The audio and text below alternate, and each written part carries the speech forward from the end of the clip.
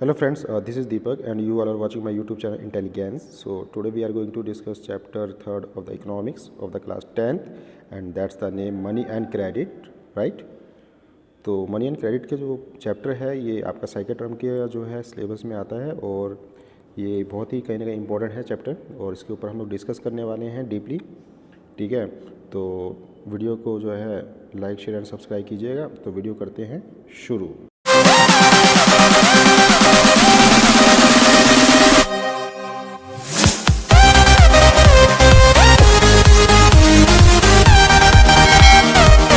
तो इस चैप्टर में जो पहला जो टॉपिक है वो है आपका money as a medium of exchange.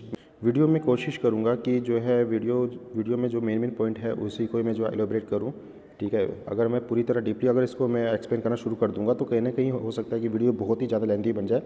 So important जो पॉइंट्स हैं उनको मैं जो है यहाँ पे अंडरलाइन कर लूँगा जिससे कि आप जो है मेन पॉइंट को समझ जाएंगे, ठीक है। चलिए तो शुरू करते हैं।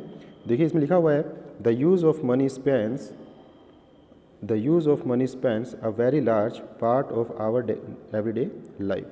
तो देखिए इसमें बताया गया है कि जो मनी है उसका जो हम अपनी ज़िंदगी में अक्सर जो है वो यूज़ करते रहते हैं एवरीडे लाइफ में। Look around you and you would easily be able to identify several transactions involving money in any single day. तो इसमें देखिए बताया गया है, देखिए तो कहीं ना कहीं हम पाते हैं और ये भी आइडेंटिफाई कर पाते हैं कहीं ना कहीं कि जो है कुछ ना कुछ तो ट्रांजेक्शन जो है वो हमारी जो है मनी के साथ जो है कहीं ना कहीं सिंगल डे में आसानी से होती ही है, ठीक है ना भाई। बिना जो है ट्रांजेक्शन के इंसान नहीं रह सकता है, कुछ लेन देन तो करना ही पड़ता है, right. So can you make a list of this, क्या आप उनकी जो लिस्ट तैयार कर सकते हो, आप क्या क्या जो है चीज़ें लेते देते हैं या क्या चीज़ें खरीदते हैं, राइट। देखिए आगे इसमें बताया गया in many of these transactions goods are being bought and sold with the use of money. इसमें आगे बताया गया है कि ये जो इन ट्रांजेक्शन्स में मैं फिर से एक बार एलोबरेट कर दूँ, ट्रांजेक्शन मतलब यहाँ पे है लेन देन करना, ठीक है। तो इसमें बताया गया है कि हम जब देख सकते हैं कि भाई बहुत से जो गुड्स हैं उनको ख़रीदा भी जाता है और बेचा भी जाता है। बॉट मतलब ख़रीदना, सोल्ड मतलब बेचना, with the use of money कहीं ना कहीं हम जो है पैसे का यूज़ करके हम चीज़ों को खरीदते और बेचते हैं। So in some of this transactions services are being exchange with money. तो ये जो भी ट्रांजेक्शन्स होती हैं ना, तो इनमें हम या जो सर्विसेज जो हम लोग क्या या जो भी ट्रांजेक्शन करते हैं इनमें हम लोग जो क्या है सर्विसेज के लिए कहीं ना कहीं एक्सचेंज करते हैं हम लोग मनी के साथ, ठीक है। अगर हम किसी सर्विस का यूज़ कर रहे हैं तो डेफिनेटली हमें उसके बदले में क्या देना होगा, मनी देनी होगी, राइट। तो देखिए अब जो मेन जो पॉइंट है उसकी तरफ मैं आ गया हूँ, इसीलिए तो इसको ध्यान रखना आप। Have you ever wondered why transactions are made in money. भाई आप लोग जो है चीज़ देख कर जो अचंभे में नहीं पड़ते हो कि ये जो भी ट्रांजेक्शन होती है वो कहीं ना कहीं मनी के द्वारा ही की जाती है। The reason is simple, a person holding money can easily exchange it for any commodity और सर्विसेज दैट ही और शी माइट वांट। देखिए इसमें बताया गया है कोई भी पर्सन जिसके पास मनी है he can easily exchange it for any commodity, तो वो ईजिली क्या है एक्सचेंज कर सकता है भाई कि अगर से कोई कमोडिटी खरीदनी है तो उसके बदले वो पैसा देकर जो है वो ईजिली एक्सचेंज कर सकता है ना, कर सकता है। Thus everyone prefers to receive payments in money and then exchange the money for things that they want. इसीलिए क्या है एवरीवन हर कोई क्या है प्रीफर मतलब पसंद करता है कहीं ना कहीं पेमेंट्स को रिसीव करने में, ठीक है। होता है ना भाई, मेहमान आते हैं आपके घर में जो है तो आप क्या प्रीफर करते हो कि वो आपको पैसा दे, है ना, बजाय कोई चीज़ देने के, डेफिनेटली, ठीक है, क्योंकि वो पैसा आप कहीं पे भी यूज़ कर सकते हो, राइट। सो हम लोग कहीं ना कहीं जो है प्रीफर करते हैं पेमेंट्स को रिसीव करना in the form of money and then exchange the money for things that they want. और इसके साथ साथ हम जो है कहीं ना कहीं एक्सचेंज भी कर सकते हैं क्योंकि मनी को, है ना, थिंग्स के साथ। तो ये डेफिनेटली क्या है कहीं ना कहीं मनी ने जो है इस चीज़ को बहुत ज़्यादा संभव बना दिया है, राइट। और ये जो पॉइंट है वो आपको और ज़्यादा क्लियर हो जाएगा। इसमें देखिए एक एग्जांपल दिया गया है, take the case of a shoe manufacturer, he wants to sell shoe in the market and buy wheat. देखिए इसमें एक एग्जांपल दिया गया है, आप एक केस लीजिए भाई, जो आपका जो मैन्युफैक्चरर जो है शू का एक मैन्युफैक्चरर है and he wants to sell shoes in the market. वो कहीं ना कहीं जो है अपने शूज़ को बेचना चाहता है मार्केट में और बदले में जो है वो क्या खरीदना चाहता है, वीट खरीदना चाहता है, right. So the shoe manufacturer will first exchange shoe that he has produced for money. तो वो कहीं ना कहीं डेफिनेटली जो शू मैन्युफैक्चरर है वो सबसे पहले क्या करेगा, एक्सचेंज करेगा शूज़, ठीक है, दैट ही हैज़ प्रोड्यूस, जो उसने प्रोड्यूस किया हुआ है, राइट, क्या किया हुआ है, प्रोड्यूस किया हुआ है, ठीक है, ओके, एज अ मनी जो है उसको कहीं ना कहीं वो यूज़ करेगा शू को, and then exchange the money for wheat, और वो उसको डेफिनेटली किसके साथ एक्सचेंज करेगा, मनी फॉर वीट, कहीं ना कहीं उसको जो है वो वीट के साथ एक्सचेंज करेगा, ठीक है। तो ये जो सिस्टम था इसको बार्टर सिस्टम कहा जाता था पुराने समय में, BARTER, बार्टर सिस्टम, ठीक है, वस्तु विनिमय व्यवस्था कहा जाता है इसको हिंदी में। तो ये जो है बहुत एक अच्छा जो है कहीं ना कहीं कह सकते हैं, शुरुआत में जब मनी नहीं थी तो हम लोग को इसका यूज़ करते थे कहीं ना कहीं डेफिनेटली, ठीक है। हम लोग क्या है गुड्स एक्सचेंज किया करते थे इजीली, है ना। हालांकि उस समय जो वैल्यू वो दोनों चीज़ों की एक जैसी नहीं होती थी, राइट। तो इसको भी आप लोग जो ध्यान रखें। आई होप आपको ये समझ में आ गया होगा बार्टर सिस्टम में क्या होता है। अगर जैसे कि अगर आप ये एग्जांपल भी लिख देते हैं तो भी ये जो है चल पड़ेगा, ठीक है। चलिए नेक्स्ट जो है पॉइंट की तरफ बढ़ते हैं। देखिए आगे बताया गया है, it will be difficult, it would be if the shoe manufacturer had to directly exchange shoes for wheat without the use of money. देखिए इसमें बताया गया है कि जो शू मैन्युफैक्चरर है, जो जूते बनाने वाला जो व्यक्ति है, वो डायरेक्टली जो है वो उसे कहीं ना कहीं जो है जब वो एक्सचेंज कर रहा है शूज़ को फॉर वीट के लिए, ठीक है, without the use of money, तो वो उसके लिए वो कहीं ना कहीं क्या है वो दिक्कत दे रहा है, ठीक है। वो उसको कहीं ना कहीं जो डिफ़िकल्ट बना देगा, वो लिखा है ना डिफ़िकल्ट। ये जो प्रोसेस है वो उस समय बहुत ज़्यादा डिफ़िकल्ट हुआ करता था कहीं ना कहीं, क्योंकि दोनों चीज़ों की वैल्यू एक जैसी नहीं हुआ करती थी, right. He would have to look for a wheat growing farmer who not only wants to sell wheat but also wants to buy the shoe in exchange। आगे इसमें बताया गया है, तो डेफिनेटली अगर कोई शू मैन्युफैक्चरर अगर उसको वीट चाहिए था तो उसको कहीं ना कहीं इंतज़ार करना पड़ सकता था। He would have to look for a wheat growing farmer, उसको कहीं ना कहीं जो है वीट ग्रोइंग फार्मर को कहीं ना कहीं उसको देखना पड़ेगा, डेफिनेटली उसको खोजना पड़ेगा।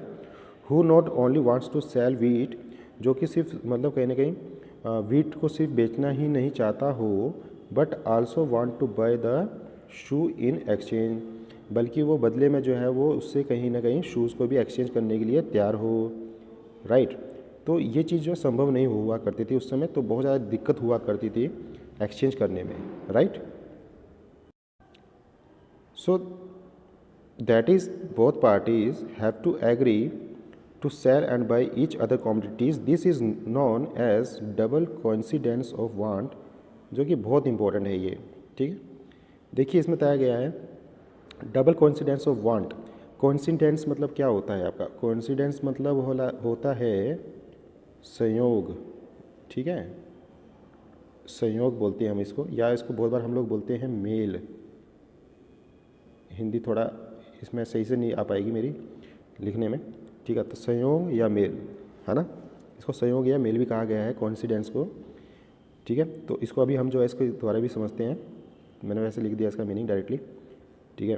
तो देखिए इसमें बताया गया है when the both parties have to agree, जब दोनों पार्टी क्या है वो एग्री हो, to sell and buy each other commodities, दोनों के दोनों जो है अपने जो है चीज़ों को खरीदने और बेचने के तैयार हो, तो इस प्रोसेस को क्या कहा गया है, this is known as double coincidence of want, this is known as a double coincidence of want. तो इसी जो है प्रोसेस को कहा गया है डबल कोइंसिडेंस ऑफ वांट, कि दोनों व्यक्तियों की जो है नीड है वो एक जैसी होगी, ठीक है, double coincidence of want, right. तो बहुत इंपॉर्टेंट है, ये एग्जाम में पूछा जाता है। एंड इसमें देखो थोड़ा इसको और एलोबरेट किया गया है, इसको भी पढ़ ही लेते हैं। What a person desires to sell is exactly what the other wishes to buy. इसमें आगे बताया गया है व्हाट अ पर्सन डिज़ायर्स, भाई वो व्यक्ति जो है वो कहीं ना कहीं जो है चाहता है, जो चीज़ बेचना चाहता है वो कहीं ना कहीं दूसरा व्यक्ति उसको खरीदने के लिए तैयार हो, राइट। तो ये चीज़ जो है इसको क्या कहा गया है, डबल कोइंसिडेंस ऑफ वांट, ठीक है। देखिए इसमें बताया गया है in a barter system where goods are directly exchange without the use of money. देखिए बार्टर सिस्टम जो अभी हमने आपको बताया था, बार्टर सिस्टम, तो इसमें क्या बताया गया है, ये क्या है, इसकी डेफिनेशन आप ध्यान रखिएगा। Where goods are directly exchange without the use of money, जहाँ पे क्या है हम लोग गुड्स को डायरेक्टली एक्सचेंज करते हैं बिना पैसे के यूज़ किए हुए। तो इस सिस्टम को कहा जाता है बार्टर सिस्टम, और ये पहले जो है ये बहुत ज़्यादा प्रिविलेंट था ये system, right. Okay, so double coincidence of want is an essential feature, और डेफिनेटली ये जो डबल कोइंसिडेंस ऑफ जो वांट है ये एक बहुत एसेंशियल फीचर है, बहुत कहीं ना कहीं इंपॉर्टेंट फीचर है। तो ये इसका होना भी बहुत ज़्यादा ज़रूरी है कहीं ना कहीं, है ना। देखिए इसमें आगे बताया गया है, in contrast in an economy where money is in use. अगर हम लोग तुलना करें, इन कंट्रास्ट मतलब अगर तुलना करें तो हम लोग क्या देखते हैं, इन एन इकोनॉमी, भाई किसी भी इकोनॉमी में है जब where money is in use, जब मनी कहीं ना कहीं यूज़ होती है, so money by providing the crucial intermediate step eliminates the need for double coincidence of want. So definitely जो हम लोग मनी यूज़ कर रहे हैं इसने कहीं ना कहीं जो है एक एज ए इंटरमीडिएट जो है रोल प्ले किया है, और इसने सारी जो दिक्कतें थी उसको कहीं ना कहीं एलिमिनेट कर दिया है, ख़त्म कर दिया है। ख़ास तौर से जो need for double coincidence of want होता था इसको पूरी तरह जो है ख़त्म कर दिया है, ठीक है। कि हमें कहीं ना कहीं दूसरे बंदे के लिए रुकना नहीं पड़ेगा यार, उसका इंतज़ार नहीं करना पड़ेगा। जैसे हमने, अगर आपको एग्जांपल हो तो हमने शू मैन्युफैक्चरर और जो आपका वीट फार्मर के बीच में हमने रिलेशन पढ़ा था कि दोनों को कहीं ना कहीं अपनी ज़रूरतों को पूरा करने के लिए रुकना पड़ेगा डेफिनेटली, है ना। दोनों की नीड एक जैसी भी होनी ज़रूरी है। तो ये चीज़ को जो ख़त्म किसने कर दिया, वो डेफिनेटली मनी ने कर दिया है, ठीक है। आई होप आप लोगों को समझ में आ रहा होगा। So it is no longer necessary for the shoe manufacturer to look for a farmer who will buy his shoes and at the same time sell him.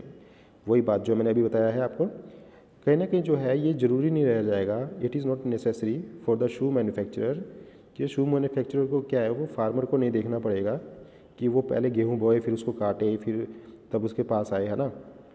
तो ठीक है, तो आप तो जो शू मैन्युफैक्चरर है या जो कह लो जो भी वीट फार्मर है, वो अपने नीड्स के अकॉर्डिंग क्या है मनी का यूज़ करके कहीं ना कहीं जो है अदर थिंग्स को खरीद सकते हैं इजीली, राइट।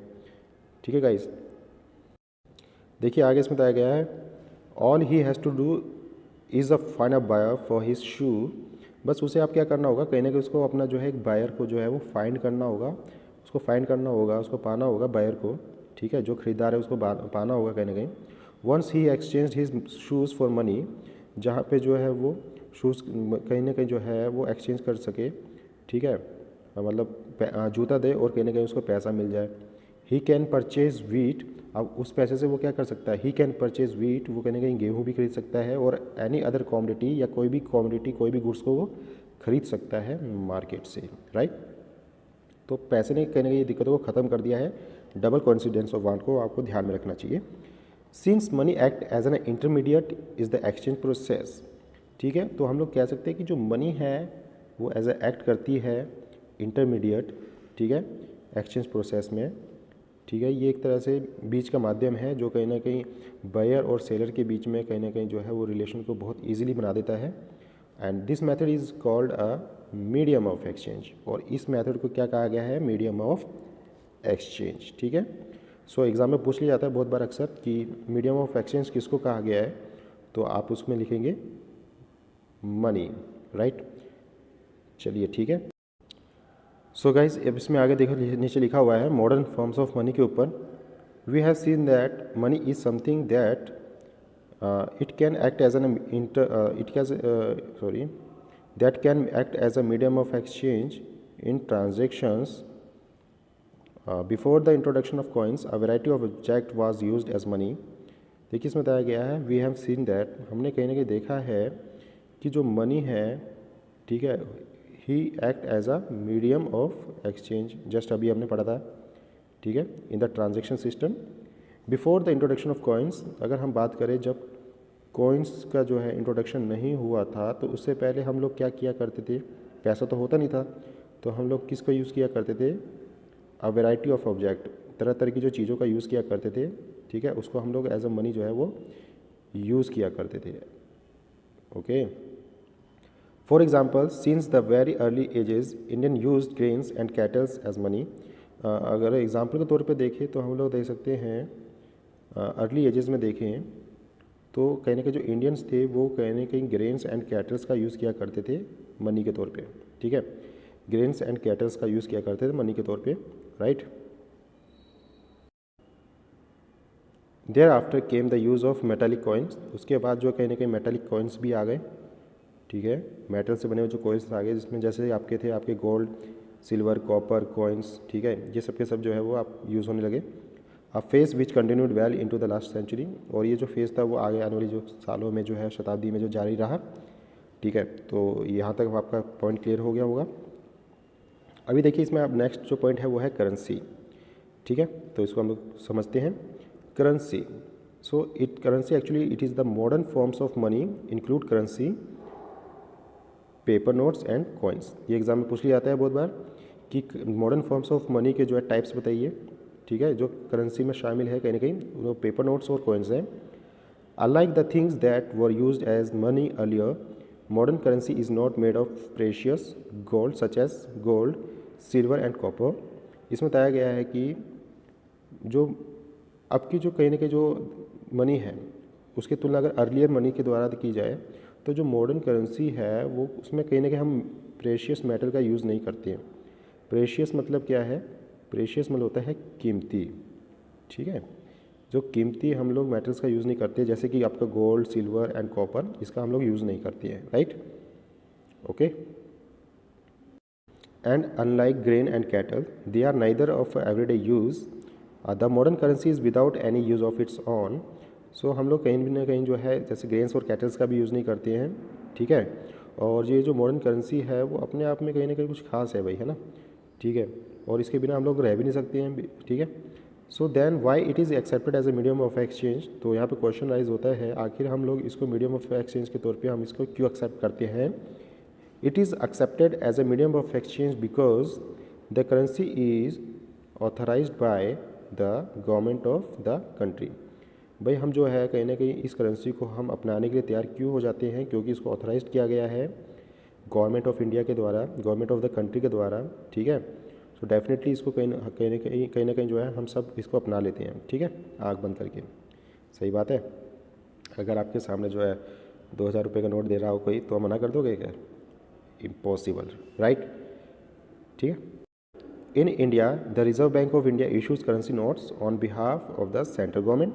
देखिए इसमें बताया गया है जो रिजर्व बैंक ऑफ इंडिया है वो कहीं ना कहीं इशू करती है करेंसी को।